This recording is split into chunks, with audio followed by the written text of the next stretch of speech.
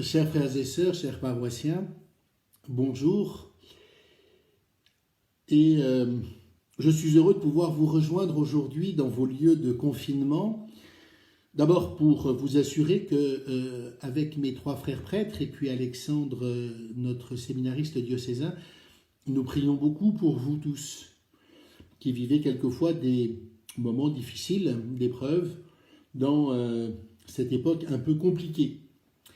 Et pour vous occuper ou vous distraire peut-être, je me suis proposé de vous parler de quelqu'un avec lequel j'ai établi une relation assez forte depuis que le Seigneur a voulu que je sois recteur de la basilique à Saint-Maximin dans le diocèse de Toulon et curé de la ville de Saint-Maximin. Marie-Madeleine. C'est vrai qu'aujourd'hui, dans notre période là de Pâques, avec la résurrection, on en parle beaucoup. Elle est très présente dans l'Évangile.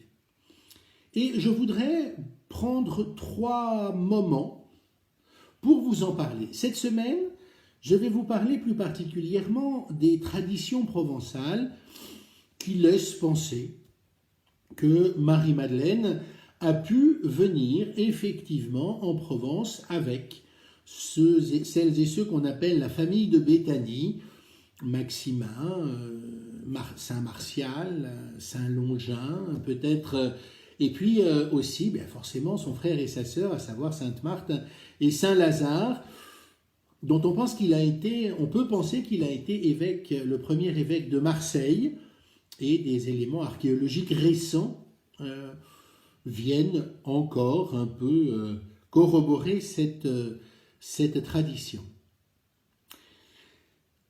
La semaine prochaine, nous prendrons une demi-heure pour essayer de comprendre pourquoi on peut penser que des 3 Maries de l'Évangile ou de la femme pécheresse qui vient au pied de Jésus pour lui oindre les pieds avec un parfum, on peut penser qu'il s'agit d'une seule et unique femme, Marie-Madeleine. C'est en tout cas ce que la tradition de l'Église a pensé pendant plusieurs siècles, sans mettre les choses vraiment en doute, et ce que beaucoup d'exégètes aujourd'hui, et de grands exégètes, mettent encore aujourd'hui comme possible sans difficulté. Et puis là, dans 15 jours, pour un 3e mercredi, je vous dirai pourquoi je pense que Marie-Madeleine est une femme très actuelle,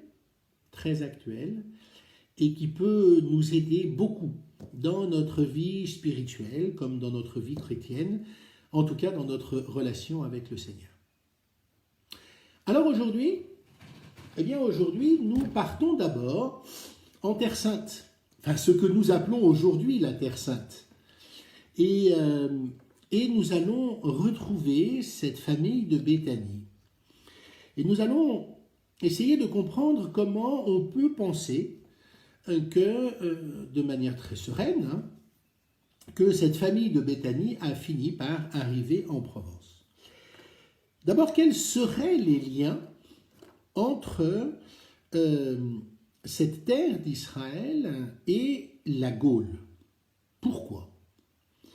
Alors, il y a un élément qu'il ne faut pas oublier, c'est la présence des légions romaines. Et dans les légions romaines, il y en a une particulièrement considérée, la 4e légion, qui a été vraisemblablement fondée par Jules César lui-même. Et cette 4e légion a pour nom la Narbonnaise. Pourquoi? Parce que les soldats qui en font partie sont originaires de cette région de la Gaule, qu'on appelle la Gaule narbonnaise, mais qui remonte très au nord. Ce n'est pas simplement Narbonne, mais qui remonte très au nord. Et donc on peut penser que la tradition que, Saint-Longin, qui est le soldat, le légionnaire, qui s'est assuré que le Christ était bien mort en lui plantant sa lance dans le cœur pour s'assurer de la mort du Christ, et ce qu'il a dû faire d'ailleurs avec beaucoup de conscience, parce que c'est un professionnel. Longin, on ne sait pas quel était son nom avant, mais c'était un professionnel de la mort, c'est un légionnaire, il a appris à tuer. Et quand on lui dit de vérifier si le condamné qui est sur la croix est bien mort, il prend sa lance, il passe sous les côtes en diagonale et il va déchiqueter le cœur. C'est clair, net et précis. Alors pourquoi peut-on dire que cet homme est ensuite retourné à Tours, ou dans la région tourangelle? Vraisemblablement parce que s'il appartenait à la légion narbonnaise, comme vétéran, il est retourné chez lui. Pourquoi? Parce que il y a un certain nombre d'éléments qui font penser, sans faire de l'historicisme, que la légion qui était à Jérusalem au moment des événements de Pâques était la 4e narbonnaise. Et donc, que forcément, des liens ont pu se créer entre les hommes qui étaient au calvaire, dont le centurion, vraiment cet homme était le Fils de Dieu, et Longin qui va plonger sa lance dans le cœur de Jésus, et puis bien ces femmes et ces hommes qui sont là. A-t-on le droit de penser que des liens se sont créés autour de cette mort de Jésus sur la croix, des événements ensuite qui vont être bouleversants concernant ce que nous appelons, nous, la résurrection? Vraisemblablement. Et donc, si ces liens se sont créés, il n'est pas complètement étonnant que la famille de Béthanie, au moment de la persécution que les Juifs vont faire déclencher, qui va aboutir notamment à la mort du diacre Étienne, etc., que la famille de Béthanie, en fuyant, ait pu choisir la direction de la Gaule. Alors vous allez me dire, oui d'accord, mais la tradition provençale nous dit qu'on a mis la famille de Béthanie dans une barque sans gouvernail, sans mât, sans rien du tout, et que c'est le Saint-Esprit qui a emmené jusqu'en Gaule la barque. Oui. On peut penser simplement que cette légende, c'est-à-dire ce qui se lisait, et non pas avec aujourd'hui le sens un peu forcé. Une légende, c'est quelque chose de faux. À l'époque, legenda, c'était ce qu'on lisait, les textes qu'on lisait concernant la vie de quelqu'un. Et que cette légende ait pu être un peu embellie. Nos journalistes d'aujourd'hui ne font pas des choses tellement différentes, Qu'il ait pu y avoir un fait historique, c'est-à-dire que la famille de Béthanie, pour fuir la persécution, soit montée dans une barque, mais pas une barque au sens où nous l'entendons, une barcasse avec 5-6 personnes. Non, regardons à Malte les restes des bateaux de commerce que l'on a pu trouver, où vraisemblablement Saint Paul a pu prendre place. Ce sont des bateaux qui peuvent emmener 30 à 40 tonnes de marchandises et 20-30 personnes. Et oui. Et on sait qu'il y a des lignes commerciales entre l'Égypte, Alexandrie, les ports, ce qui deviendra un jour Saint-Jean d'Acre, ou bien Césarée maritime, et puis le sud de la Gaule. Attention, la ligne entre Césarée maritime et Rome, c'est une ligne administrative. Les galères qui vont, ou les bateaux de commerce qui vont, sont généralement réservés aux soldats, aux fonctionnaires de l'administration, même s'il y a effectivement aussi une part de commerce.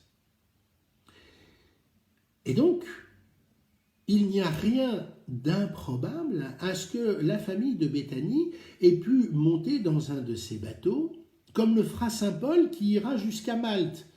Si Saint Paul a été jusqu'à Malte, pourquoi la famille de Béthanie n'irait pas jusqu'aux côtes de Provence?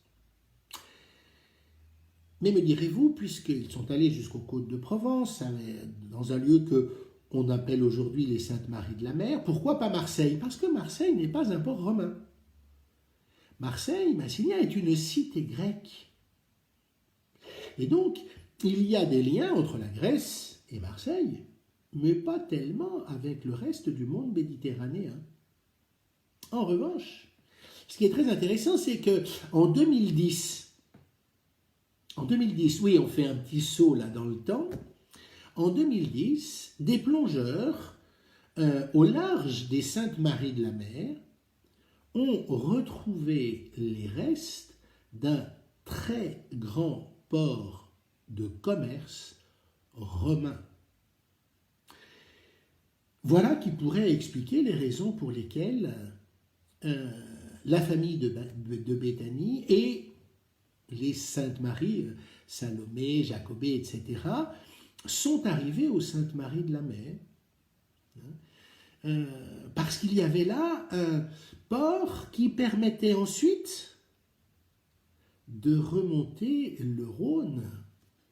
Parce que quand on arrive à Marseille, alors aujourd'hui on a l'habitude avec le canal de Fos, etc., de Marseille on passe, mais non, à l'époque, Marseille n'avait pas de lien avec le Rhône. Alors que les Saintes Maries de la Mer avaient effectivement un lien, et donc un port romain se trouvait à l'embouchure du Rhône qui permettait de remonter.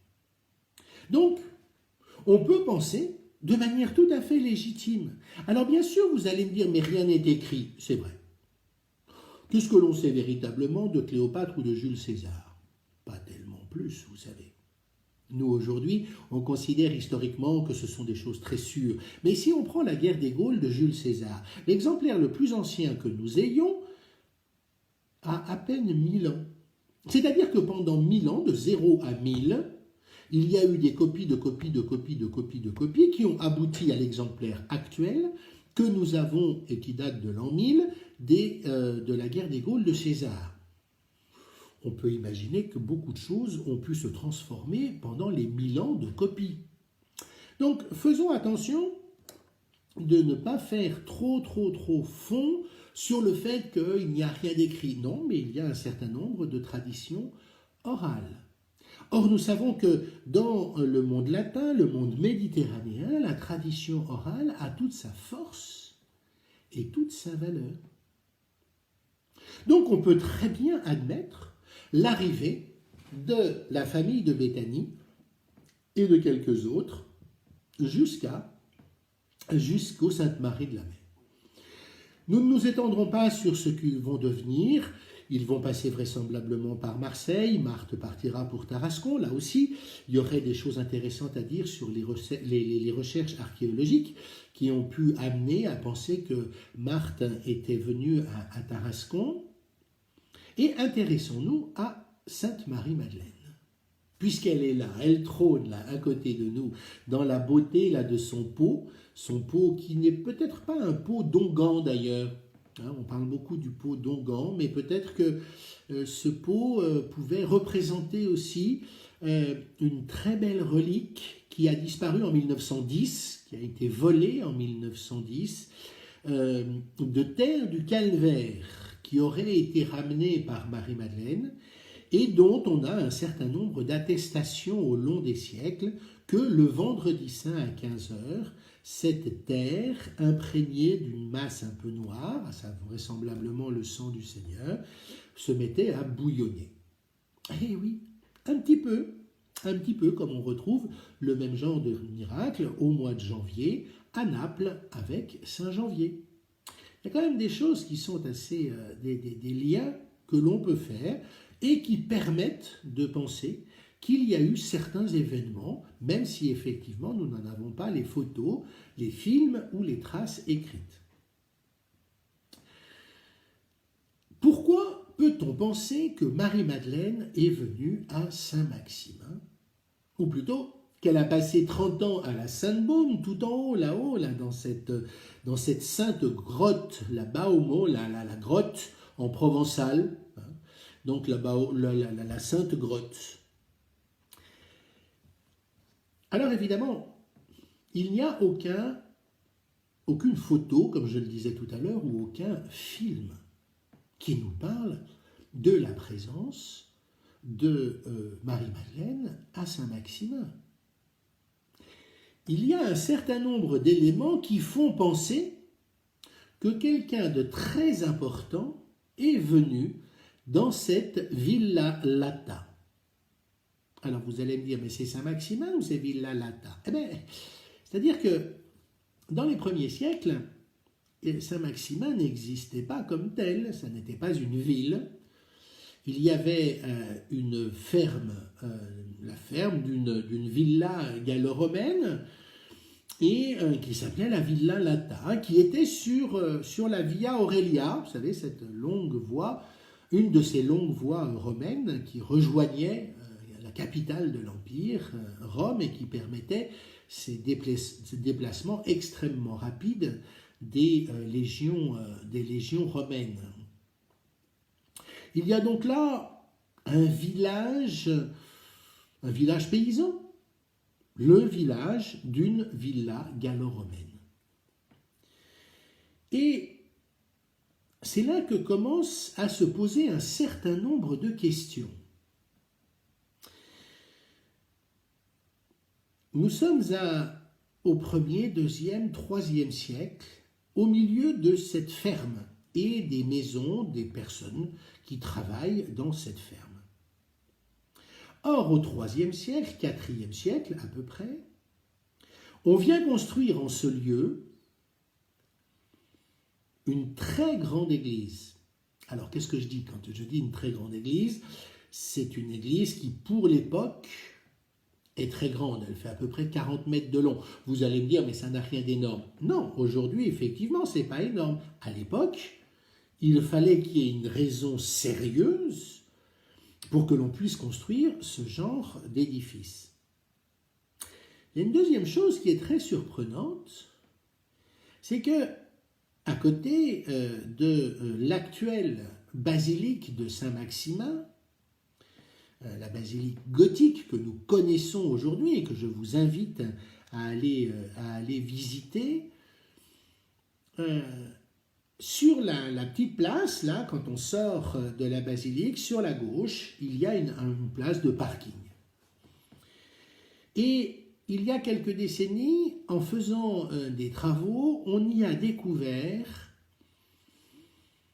des restes romains extrêmement importants. Alors malheureusement, tout a été recouvert de sable et de goudron parce que la circulation automobile exigeait qu'on ait des places de parking. Mais en dessous, tout est là, et puis il y a un certain nombre de photos qui l'attestent.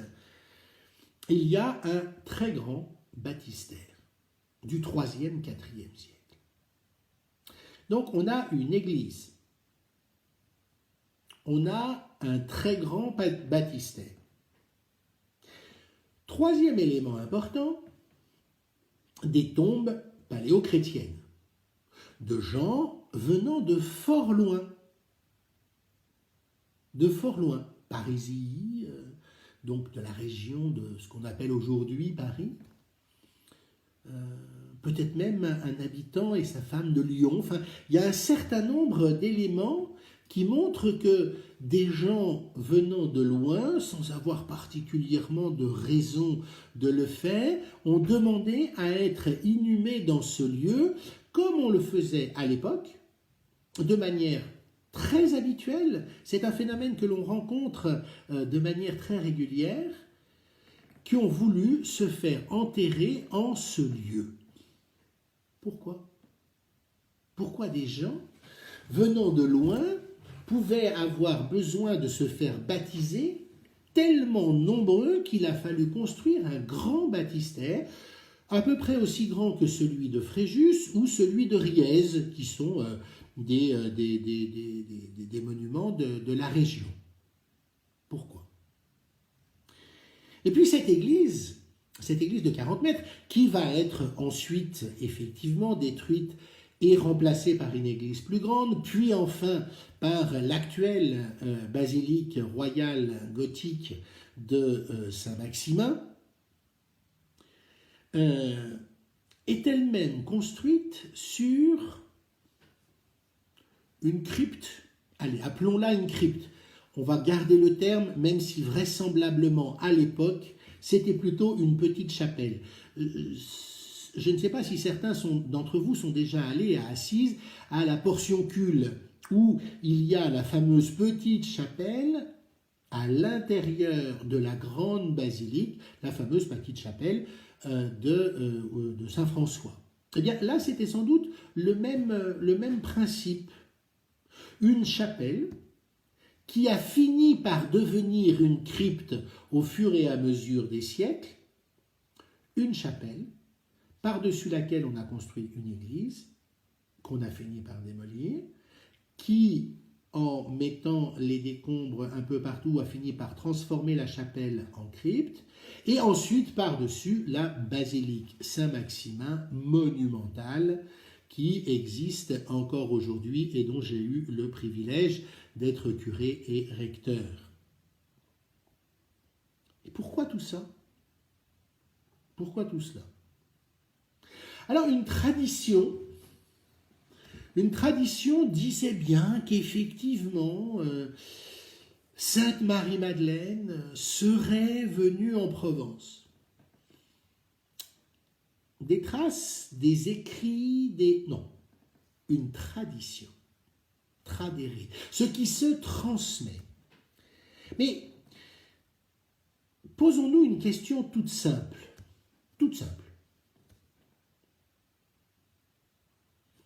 Pourquoi, si Marie-Madeleine n'est pas venue à Saint-Maximin, à la Villa Lata, telle qu'à l'époque, on pouvait appeler cette espèce de petit village de 30-40 maisons de cette villa de cette ferme, de cette villa gallo-romaine. Si Sainte Marie-Madeleine n'est jamais venue, quel autre grand saint chrétien a pu venir à cet endroit-là? Parce qu'il faut quand même avoir motivé la construction de cette église, avoir motivé la construction de ce baptistère, avoir motivé la construction, la mise en place de ces tombes paléo-chrétiennes. Moi, je veux bien tout à fait qu'on me dise que Marie-Madeleine n'est jamais venue là. Mais alors qu'on m'explique pour quelles raisons ces bâtiments ont été construits. Parce qu'ils sont là, leurs ruines sont là encore aujourd'hui. Le cimetière paléo-chrétien, il est là. Le baptistère du 3e, 4e siècle, il est sous le parking. Et on a encore les traces de cette chapelle et de l'église qui a été construite par-dessus, au 3e, 4e, 5e siècle. Donc pourquoi? Les adversaires très résolus de la venue de Marie-Madeleine n'ont pas de réponse. Alors aujourd'hui, pourquoi parle-t-on de la présence de Marie-Madeleine de manière un peu certaine? Probable, mais certaine. C'est que cette tradition s'est transmise. Et cette tradition qui s'est transmise nous rappelle qu'au 7e, 8e siècle, vraisemblablement, la tombe du personnage important qui avait été inhumé dans ces lieux avait été recouverte pour éviter les profanations des reliques par les morts, les Sarrasins. N'oublions pas que nous sommes dans le massif, pas loin du massif de l'Estérel, pas loin du massif des morts. Ça porte bien son nom. Et donc, par peur de voir profaner ces lieux, ce qui était au départ une chapelle et qui avait fini par être peu à peu recouvert, était devenu une crypte, a été recouvert complètement. Et avec le temps, si la trace de Marie-Madeleine était restée présente, on ne savait plus très très bien ce qu'il en était des lieux exacts. Saint-Louis va descendre pour aller à Aigues-Mortes, partir en croisade. Il va s'arrêter à Vézelay, parce qu'à Vézelay, on vénérait, sans trop savoir d'où ça venait, les restes de Marie-Madeleine. Si on savait qu'un moine, au 5e, 6e siècle, serait passé à Saint-Maximin et aurait volé le corps de Marie-Madeleine pour le transporter à Vézelay. Ah, c'est intéressant ça. On part quand même de Saint-Maximin, même si on va à Vézelay. Vous verrez qu'à Vézelay, en fait, il n'y avait rien. Mais n'empêche que la tradition voulait. Et puis, Saint-Louis passe par Saint-Maximin, et là, on lui parle de nouveau de Sainte-Marie-Madeleine. Et il se tourne vers son frère, Charles d'Anjou, qui lui dit « Ça serait peut-être bien quand même de faire un peu des fouilles, qu'on sache où on en est, ça fait des ordres quand même. » Charles d'Anjou, alors ça ne l'intéresse absolument pas. Parce que lui, il est intéressé uniquement par l'Empire de Constantinople, il a une espèce de rêve. Donc c'est son fils qui va faire les fouilles. Et en 1285, on va mettre au jour une crypte dans laquelle il y a 3 sarcophages. 3 sarcophages. Et en ouvrant les sarcophages, dans celui que l'on pense être le sarcophage de Marie-Madeleine, effectivement, il n'y a rien. Et quand on va ouvrir le sarcophage d'à côté, si mes souvenirs sont bons, c'est celui de Saint-Sidoine, à ce moment-là, on va trouver dans ce sarcophage un certain nombre d'éléments qui nous ont été rapportés. Et là, je voudrais faire une petite parenthèse. Faisons attention de ne pas transformer nos aînés en crétins bénis, mais en chrétiens convaincus, mais pas en crétins bénis. Lorsque, en 1285, on va faire ouvrir ce fameux sarcophage, c'est avec le témoignage d'évêques, de baillis, c'est-à-dire d'officiers du roi, assermentés, de médecins. Je vois sourire aujourd'hui devant moi un certain nombre de personnes quand on parle des médecins du XIIIe siècle.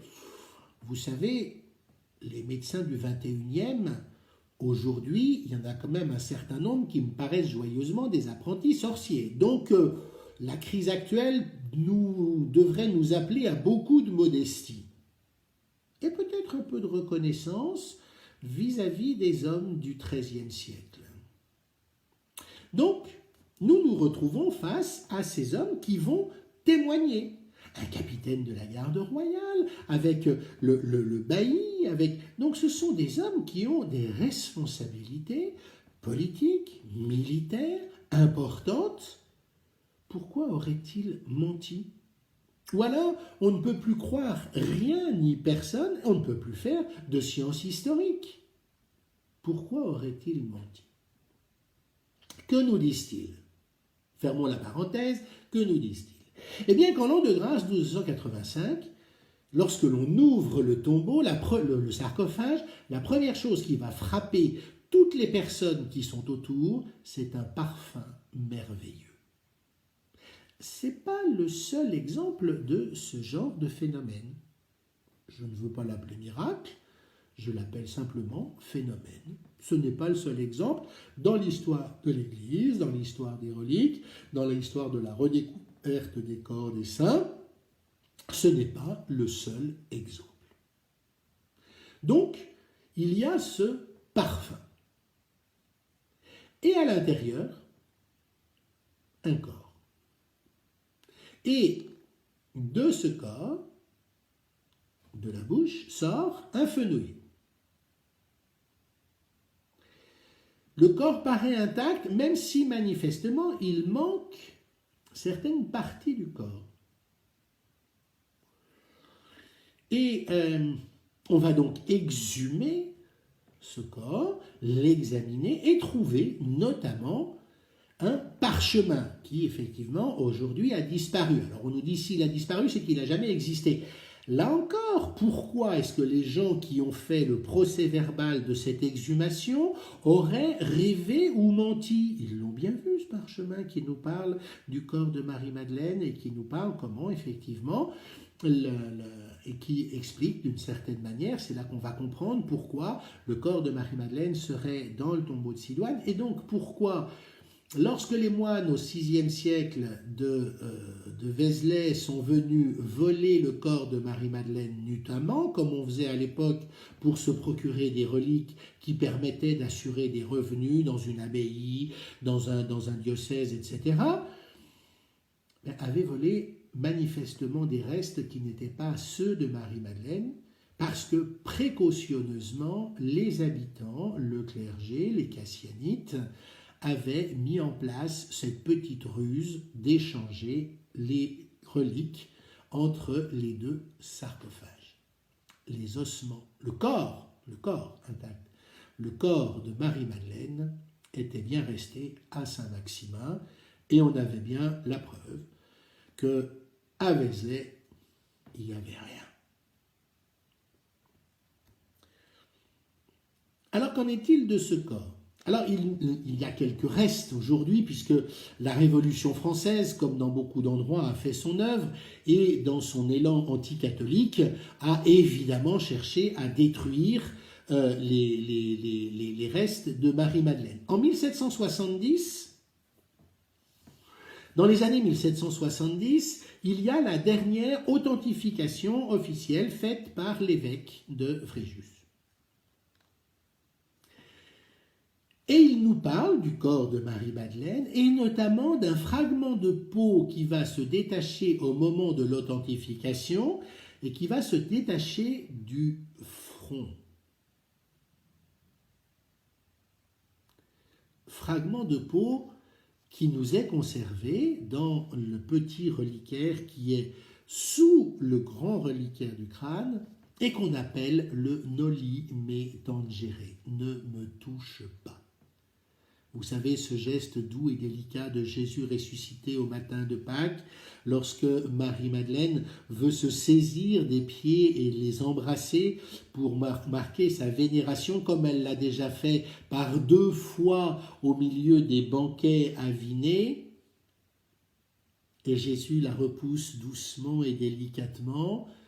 Ne me touche pas, noli me tangere. Ne me touche pas. Nous l'avons déjà relu et nous le relirons encore.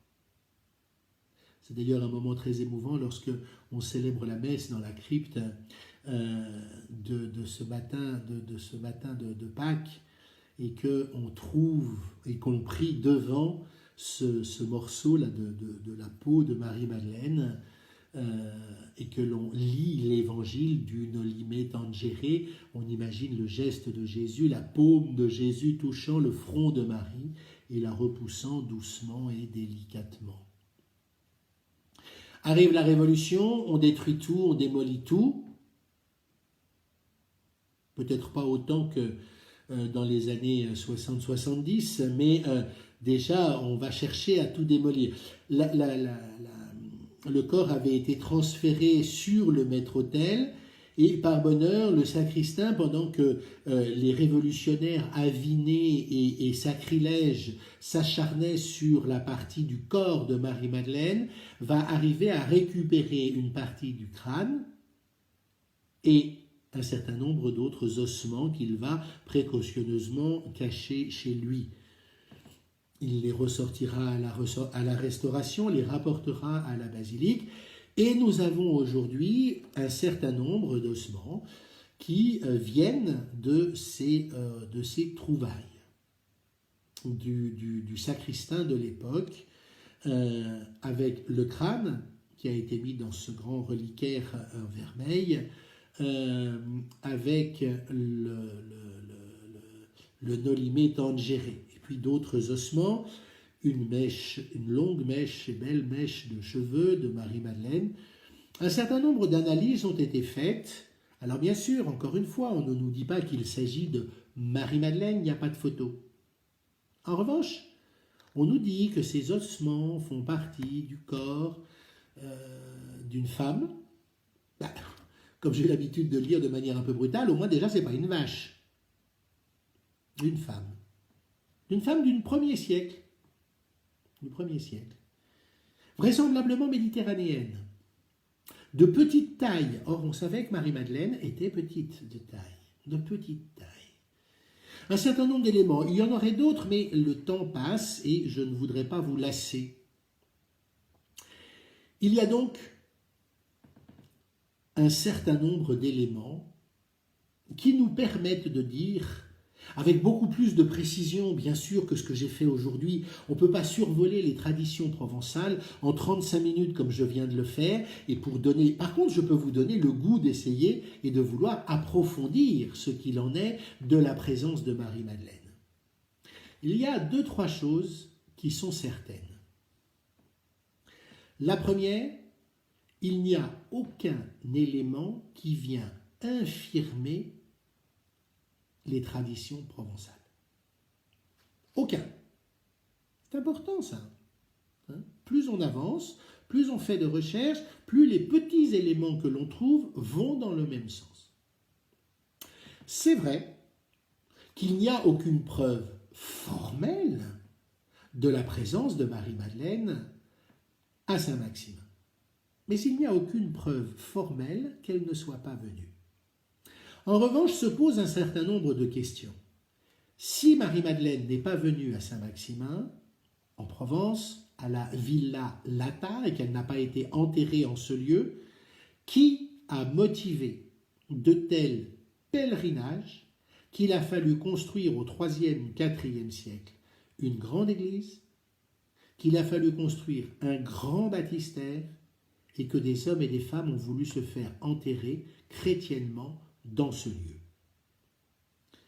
La présence de Marie-Madeleine apporte un certain nombre d'éléments de réponse. Elle ne répond pas à tout, mais elle apporte un certain nombre d'éléments de réponse.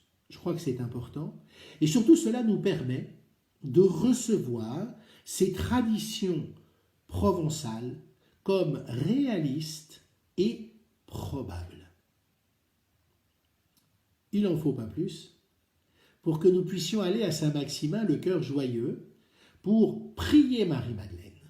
C'est-à-dire cette femme que le Christ a libérée de ses 7 démons. Cette femme, sœur de Marthe et de Lazare. Cette femme qui a oint la tête du Seigneur et ses pieds, les essuyant avec ses cheveux, d'où ces longues tresses que l'on peut voir lorsque l'on représente Marie-Madeleine.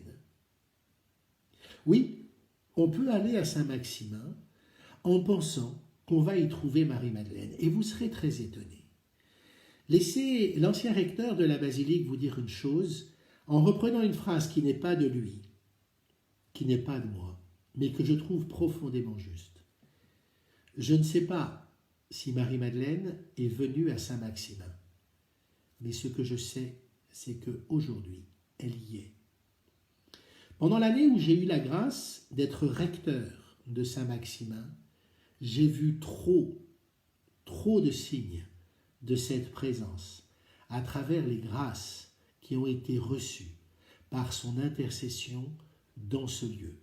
Oui, Sainte Marie-Madeleine est bien à Saint-Maximin et je vous invite à aller la retrouver.